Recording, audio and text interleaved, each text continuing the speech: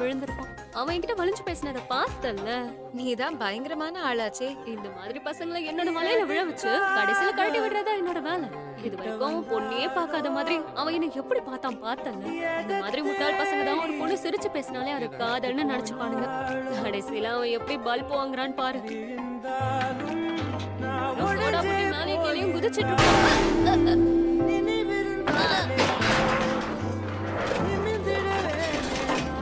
அழியா, உனக்கு ஒண்ணும் ஆகலையே.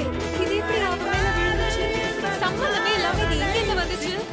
அவளுக்கு என்னாச்சு? ஏன் மல்லாந்து கிடக்குறா?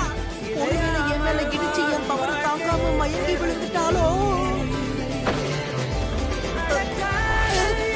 சோடா புட்டி, வரியா வீட்டுக்கு ஒண்ணா போலாம்? உனக்கு என்னடா குறைச்சல்? இந்த ஸ்கூல்ல நீ ஒரு அழகான பையன் தான்.